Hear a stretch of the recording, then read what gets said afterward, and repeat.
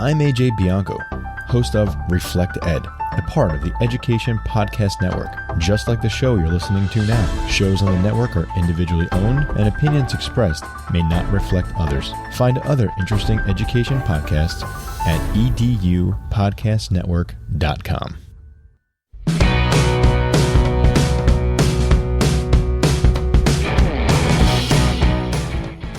Welcome to Season 5, y'all. We are in episode 120 of the Google Teacher Podcast, your source for the latest Google for Education news, tips, tricks, and ideas you can use in class tomorrow. I'm Casey Bell from Shake Up Learning. And I'm Matt Miller from Ditch That Textbook, and I am super excited to be back on the Google Teacher Podcast. I know, it has been so long. Release and the confetti. Yes, absolutely. We're super excited, as you know, we have been since episode 1. And so in this episode today, we're going to be talking about all of those Google updates. You know, I don't know if you noticed or not, but there is a pandemic on, and it's kind of thrown everything into a tizzy in the education world. And, thankfully, Google has followed up with a bunch of updates to things to help us to do what we need to do. And so in this episode, we're going to talk about some of those big updates and some of the small ones that you might have missed. So lots and lots of updates in this episode. We'll give you a couple of quick things from our blogs as well. So, Casey, you ready to start this? Let's do this.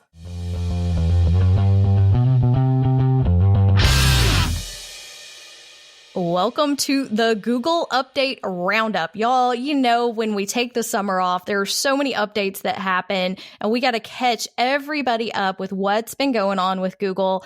There's a giant list. We had to whittle this down, y'all, and we want to give you the most important news and updates that we can, especially in this back to school season, this year to beat all years, we can say the thing that we never thought we would find ourselves doing. Some of you are remote teaching and learning. Some of you are doing hybrid. Some of you are doing things that you never thought you would be doing. So we hope that these tools are going to help you and your students get through this period. Most of the updates came from the Keyword blog and a post that was called the Anywhere School 50 Plus Google for Education Updates. Now, that post is fully loaded. There are tons of links and resources, and even going back to the online conference that Google did this summer. So you definitely want to check that out. That link will be in our show notes at Google Teacher Podcast /120. But Matt's going to kick us off with some of the Google Meet updates. Y'all know that's my favorite word. Yeah, that's right. We're not talking about meats here, folks. It's not like sausages and hamburgers. We are doing the, yep, that's right. It's the MEET, the Google Meet. So, you know, I'll bet that for so many of us that are using Google tools in the classroom, whether it's a face-to-face classroom or not, I'll bet that we are a lot more familiar with Google Meet than we were before. As we have continued to use it more and more in remote learning and in our hybrid learning environments, there's been all of this feedback that's been coming to Google, and all of these teachers are saying, and you may have been one of them, you know, clamoring for, we need this feature. This one particular thing is invaluable and we can't do our jobs without it. And so I know Google has been scrambling to try to get as many of those updates to as many teachers as possible. And so they've kind of set some goals for when these things are going to roll out. So let's start with the September ones. And depending on, you know, your rollout schedule and your organization, some of these things may or may not have shown up yet, but so they say in September, we'll kick off with a larger tiled view of up to 49 people and an integrated Jamboard whiteboard for collaboration. Now, we were doing a little digging on this, or I was doing a little digging on this, and I'm not convinced that the Jamboard app that you can use for free by going to jamboard.google.com is necessarily going to like neatly, tightly integrate with Google Meet on your regular device. I'm thinking that, and again, you know, feel free to drop us a message and we'll clarify in the next episode, but don't be disappointed if you don't have perfect Jamboard integration with Google Meet, because I think that's something that may go with the hardware. So if you actually have a physical Jamboard, you know, the interactive display in your room, that may be where you have that. Of course, if you open up a web browser with Jamboard in it and you share your screen, then you're kind of doing something very similar. So another thing that they say is we'll also release new controls. So, and this is the thing that so many of us have been begging for, and we're like, we cannot run classes without some of these things. So moderators can choose to always join first, to end meetings for all participants, to disable the end meet chat, and so much more. And I feel like with so many of these things, I think we've learned a lot about what teaching and learning looks like with them. For instance, so just for a couple of them, I've found that whenever I have the large tile view, because it says, you can get up to 7x7. I don't know if you've ever tried to teach with all of your students all right in front of you, but I have a hard time sometimes trying to focus when I have all of those moving faces in front of me, because I'm trying to figure out what everybody's doing and what the look is on their face, and are they engaged, and are they paying attention, and is this resonating? And every once in a while, whenever I present to a large group like that, I've got to just turn all 49 faces off and focus on what I'm doing, and then maybe interact with them in a different part. But that's one thing that I found on that. And then another thing related to all of this too, it talks about disabling the in-meet chat. And I've heard of a lot of teachers, Casey, I'll be curious to hear your take on this too. I've heard a lot of teachers talking about how they want to disable that chat, and how they want to, they say, oh, it's just a distraction. Oh, the kids just get in there and they just mess around on it. And it makes me go, yeah, but and I know that there are times when, probably where that is the best thing, but I also want to make that available as an option to say, this is a part of class whenever we do this over a video call, and that there are ways to set up expectations, and there are ways to use it. And so instead of just saying, I'm going to shut that down, I'm just going to shut that down, I'm not going to use it, it's too much of a hassle. It's like, let's set up a classroom atmosphere, a classroom culture, whenever possible, to make the most of that. Because there are some times where interacting with kids over the chat is more efficient. There are some times where it makes more sense to interact with kids over the chat. So I see where some of those are coming from. But I also know that, there are times when I think you want to be judicious about using some of those September updates. And I do think some of this is a mindset. I think some of this is the control, lock everything down mindset. And not necessarily that teachers realize they have this mindset, but the ones who ask us how to disable the chat everywhere, the ones who ask us how to lock down all the tabs so kids can't look up answers, the ones who ask us to forget that we live in the 21st century and make class work the way that it did face to face 100 years ago. And that's not the world that we live in anymore. And I think that's part of making this shift, the opportunity that we have before us to make this shift to more dynamic learning where kids can interact. And you know what? We can learn how to make use of these features to do things that we couldn't do before. And I think that's part of that shift. Yeah. We're still trying to substitute. And instead of seeing all the advantages that some of these features will give us. Now, don't get me wrong. I taught middle school. I know exactly what those kids are doing on chat. But I also know there is room for other things. There's room for modeling. And one thing I do know about that particular feature is that teachers can, if you disable it, teachers can still use it to post things. So we're not completely forgetting about it, but it might give you the bridge to model that appropriate use. Because guess what's happening right now? My niece, who is in college right now, she is in a Zoom classroom and she's having to learn how to appropriately use these things. People who are working from home right now are having to learn how to do these things. So I'm not saying that a kindergartner is really appropriate for this, but eventually, especially with these older students, we have to take that step forward to help them learn how to use it for learning and for communication and collaboration. And of course, I feel like Google's number one feature is collaboration. And when we try to lock that piece down, all we're doing is putting our paper on a screen.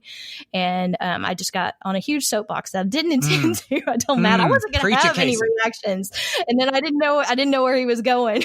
So And back to the Jamboard thing, I secretly think, I don't secretly, I guess because I'm saying it, that that they're going to integrate the web version. I feel like there's going to be a button. Maybe I've missed it. Maybe they've announced it somewhere, but I have high hopes because I feel like Jamboard is one of those tools teachers are really beginning to embrace more in this environment.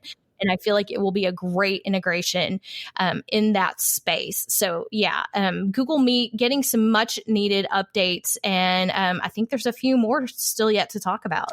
Yes, that's right. So let's kind of bundle all of these upcoming ones all together. So it says in October, we'll launch custom and blurred backgrounds to provide some extra privacy. So you'll get those custom backgrounds where you can upload your own image and then you can just blur backgrounds.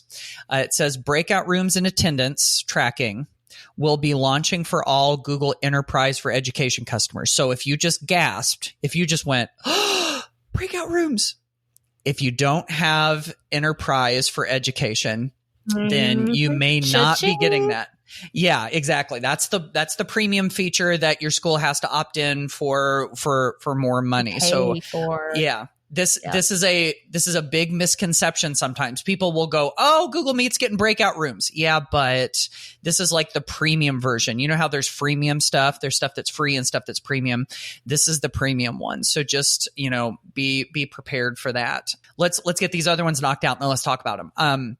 It says later this year. And of course, this is, sort of murky waters that we're going into. We don't know when later this year is going to be, but it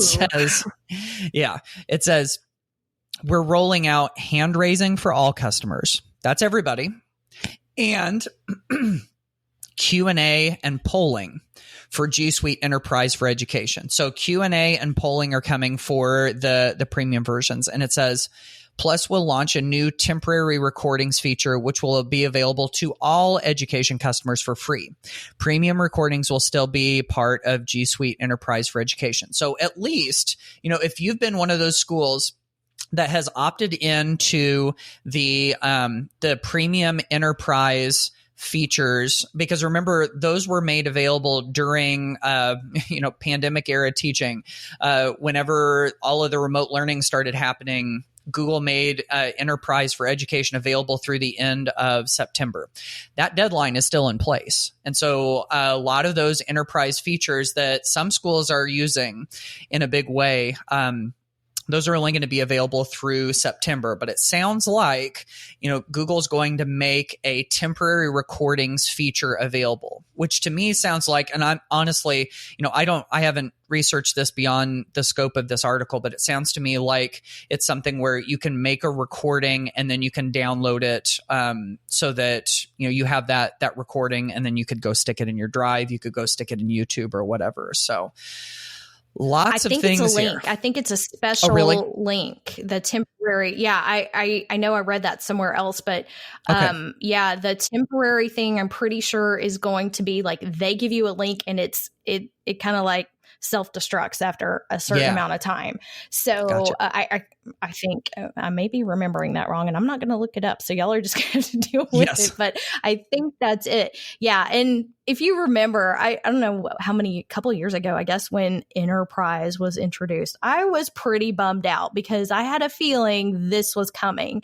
And I don't like that so many of the features that teachers need right now are going to be in that paid version. And they are repeating now that September 30th end date is legit. Because I even said, I bet they're going to extend it because nobody expected it to last this long. Well, I'm taking that back. I think they're sticking to their guns. And if you are using some of these premium features right now and your school is not paying for G Suite Enterprise, on September 30th, those features are going to end for you and you need to have a backup plan. So I don't like it, but that's what it is right now, I believe. Yeah. Yep. I agree. Now, as far as these upcoming features, I'm looking at some of these and, the breakout rooms, for instance. No, before I get to the breakout rooms, let's talk about the custom and blurred backgrounds.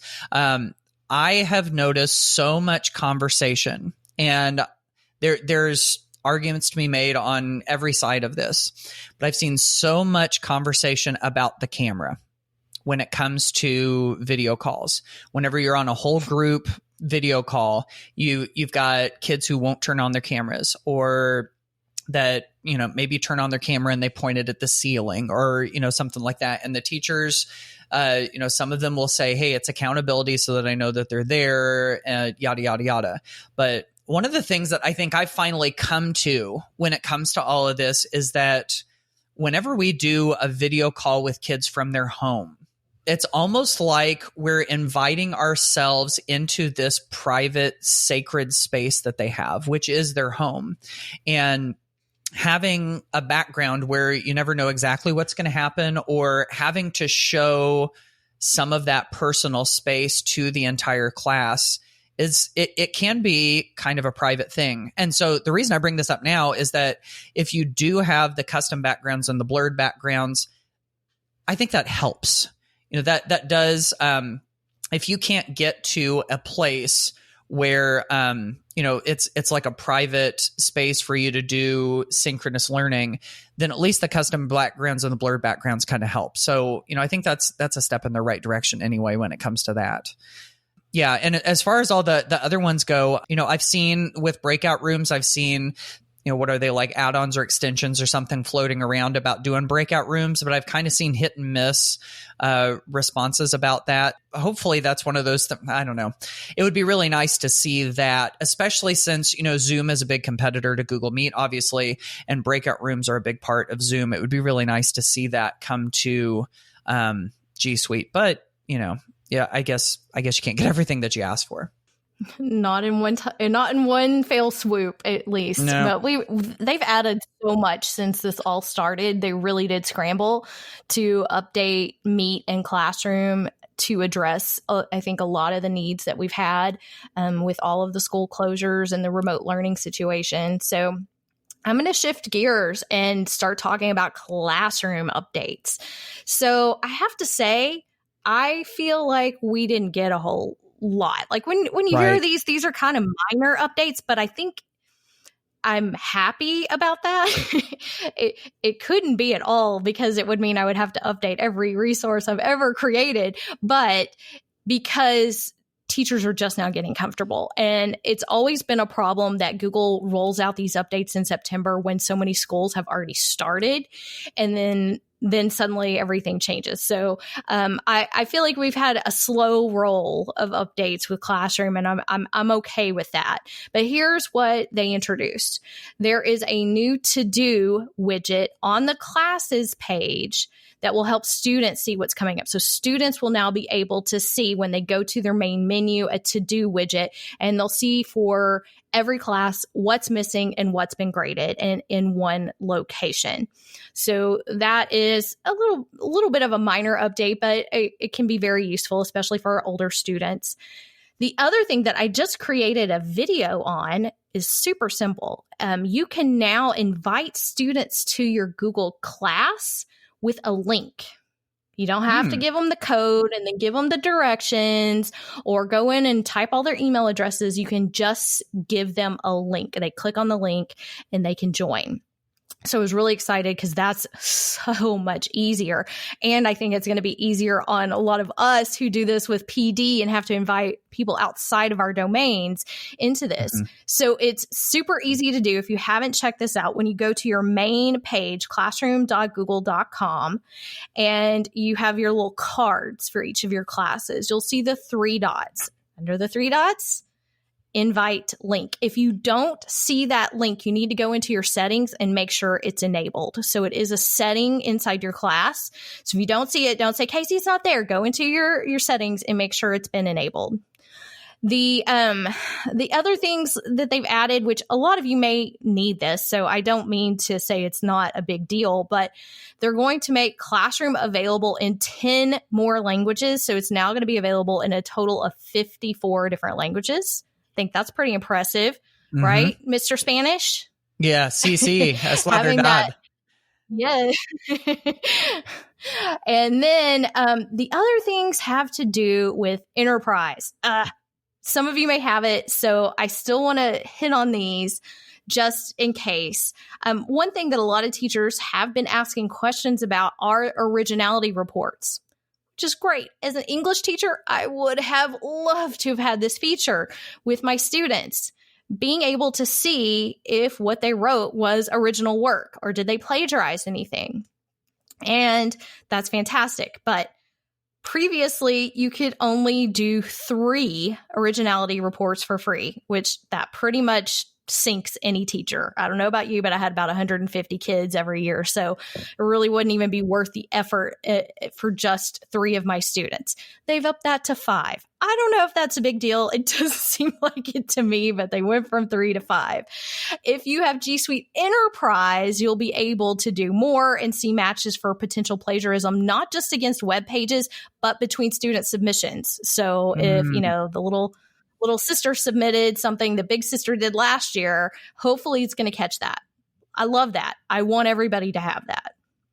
Yeah, but, I kind of have conflicting opinions about that too. Cause, I don't know. I'm very, very conflicted when it comes to this.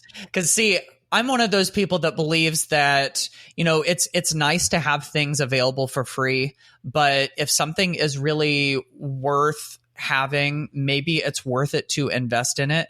But see, then on the other side of that argument, I could say, yeah, but Google is this enormous organization that makes most of its money off of search, off of ads. And so if that's the case and they're able to run their corporation just fine, why are they trying to, so-called nickel and dime teachers? I don't know. I kind of go back and forth on all of that. But one thing that I did want to mention was I like the idea of this to-do widget. And like you said, I don't think that this is, like a game changer type of thing, but I think it starts to take Google Classroom in one small direction that I think it really needs to. And that is an all-in-one place type of concept.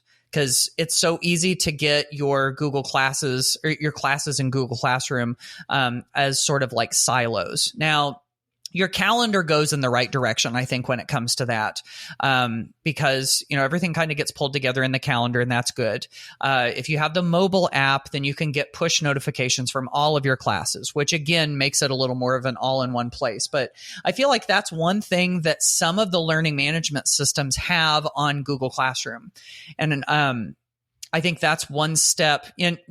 Google Classroom isn't a full-fledged learning management system. It's not supposed to be. But I think as far as the one-stop shop where you can go one place and see all of the outstanding stuff that needs to be done, I think that's definitely one direction that Google Classroom could certainly go. And so I'm super curious to hear, if your students are using this to-do widget and if they think that it's been helpful, if they're like, I could take it or leave it. I'm super curious to hear about that. So definitely go to googleteacherpodcast.com and leave us some feedback and let us know what you think about that, as well as any of these updates. We're super curious to hear what you all have to say about that. Yeah, it is an interesting situation. So, the teachers have kind of had that type of widget for all of their classes for a long time. So I think the difference here is now giving students more of a global view, which is great. There is another update to Enterprise that is something you may want. Like Matt said, it may be worth paying for. And this is going to give you greater visibility into classroom usage. Now, this is going to be at the Google admin level, being able to see the usage inside Google Classroom. Teachers have been asking me this since March. How do I know what they've done? How much time they've spent? Where is all this information, this engagement information?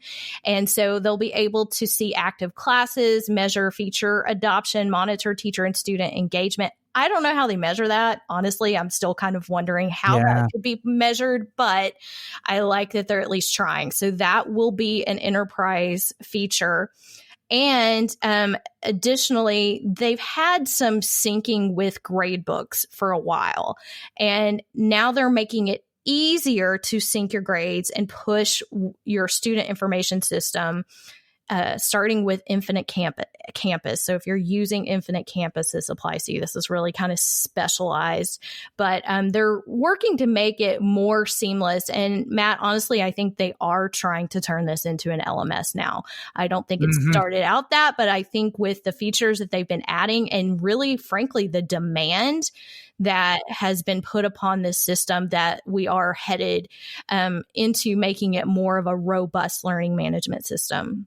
No, I think you're right. And, you think about the features that teachers would request. I think some of them are those full-fledged learning management system types of features. And we all know that Google listens to its users and it takes that feedback very seriously. So if that's where they're asking them to go, that's probably the direction that they're going.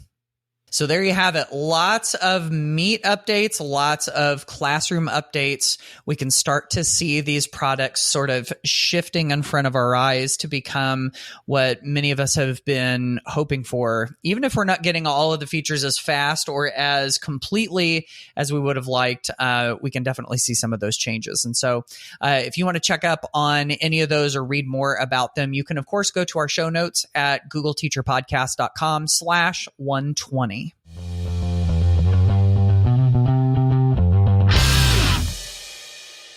Okay, we don't have time to jump into the mailbag.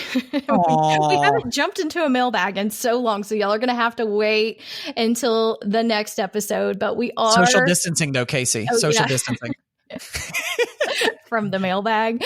Yeah, that's right. Okay, I'll wear my mask. The blogosphere has, of course, had tons of updates since the last time we shared with our audience. So Shake Up Learning and Ditch That Textbook. We've had tons of resources, and I know you and I have both just been trying to create and share as much as we can to help specifically with the situation that we find ourselves in this year. I tried to, get my list down here to just a couple of the later important ones. I had a really fun guest post from Mike Muhammad, who you may know as Mo Physics on Twitter. And Mike had a really fun project that he did with his high school physics students. And it's not what you would ever expect from a high school physics teacher. His students created children's storybooks using Google Slides and inserting audio to narrate and make them read along storybooks. Nice. So they created stories about physics or included physics in the narrative in some way to teach physics to another kindergarten class in their school district. So these books were then shared with the kinder class. Oh, so cute. He even shared a couple of the flip grids from the kindergartners who had read the books. They're so cute. So y'all, you got to check it out. And it's a great use of Google Slides and that insert audio feature. The other post that I just got up today was actually an interview with who I just call the flip gridders. I've told them I didn't know if that's what you call people who work at Flipgrid, but that's what I'm calling them. So I talked to Anne, Jornay, and Jess about everything that's been going on at Flipgrid. And there's so much great stuff, y'all. Flipgrid has been a go-to remote learning tool. And that's why I wanted to talk to them. So if you haven't checked that out, there's so many fun things you can do with Flipgrid. And I know Matt loves Flipgrid as well. So the last thing, just a quick reminder, I have another book study of the Shake Up Learning book that starts on October 1st. So you can go to shakeuplearning.com/book study. It's completely free if you want to join me. That sounds great. So a couple of quick things from Ditch That Textbook. Just recently published a post called How to Use Jamboard in the Classroom, 20 plus tips and tricks. And so what I love about this is that it also includes a whole bunch of downloadable templates. So, you love downloadable templates, the stuff where you can just go file, make a copy of it, and then just assign it straight to your students. So you can learn all about how to use Jamboard and then actually get started with some templates there. And then I did a post recently called the unboxing video. I don't know if you've ever seen these on YouTube before, but sometimes whenever someone gets like a new cell phone or makeup or a new toy or all sorts of things, if it comes in a box, sometimes YouTubers will fire up their camera and they will take a video of them unboxing it. So you get to see the packaging and you get to see, what the different parts are and you get to see their reaction to it and everything. And I thought, this is sort of in line with my new book, Tech Like a Pirate, which is all about, making learning a memorable experience. And I thought, How cool would that be as a demonstration of understanding? And so making these academic unboxing videos where kids are, maybe unboxing different articles, different items that relate to whatever it is that you're studying. You could identify who sent the box and who's receiving the box and what they're going to do after they get the box and what the significance is of all of the things inside of it. There's lots of different directions you can go with that. Super, super fun. And it's been really neat to see some of the teachers that have been using it in their classes and some of the examples that they've had. So all of that is available as well. So if you want to go check out any of those posts, it's super easy to get to them at our show notes at googleteacherpodcast.com/120.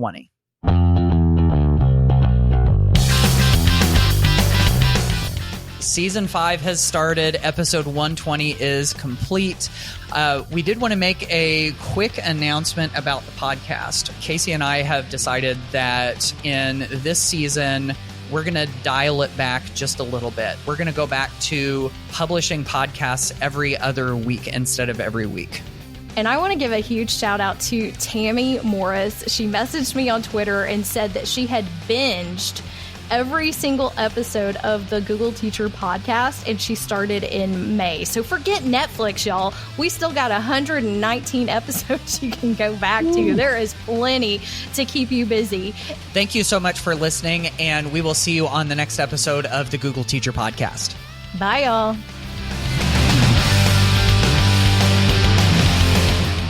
Thanks for listening to the Google Teacher Podcast. Never miss an episode by subscribing wherever you listen to podcasts and by visiting our website, googleteacherpodcast.com. Join the conversation on Twitter by using the hashtag GTPod. Until next time, keep harnessing that G Suite power, and may the Googles be with you.